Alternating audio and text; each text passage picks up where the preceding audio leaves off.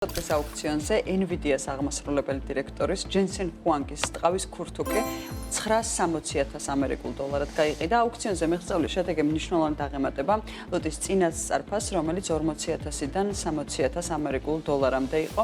ტყავის ქურთუკი უკვე თითქმის 20 წელია, რაც ჯენსენ ჰუანგის იმიჯის განუყოფელი ნაწილი არის. NVIDIA-ს ხელმძღვანელი საჯარო ღონისძიებებზე თითქმის ყოველთვის ტომ ფორდის შავ ტყავის ქურთუკს ატარებს, რომლის ფასიც 10,000 ამერიკული დოლარი არის. აუქციონზე გაყიდული ქურთუკი ჰუანგს 2023 წელს Foxconn-ის ღონისძიებაზე ტაიპეიში ეცვა და სოტბის ინფორმაციითვე აუქციონზე 65 ბიჯი დაიდო. ქურთუკისთვის ჯამში 45 კოლექციონერი იბრძოდა.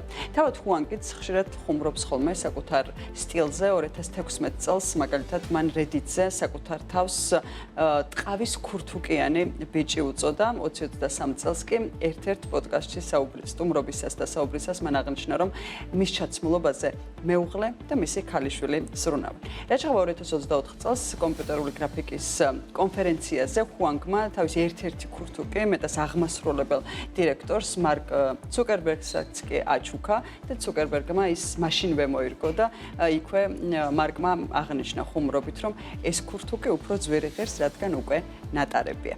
სოტბის განცხადებით აუქციონიდან მიღებული თანხა სრულად გადაირიცხება ორგანიზაცია AG ინსტიტუტში, რომელიც ინოვაციების განვითარებას უწყობს ხელს და ეს თანხა სტიპენდიებისა და საგრანტო პროგრამების დაფინანსებას მოხმარდება.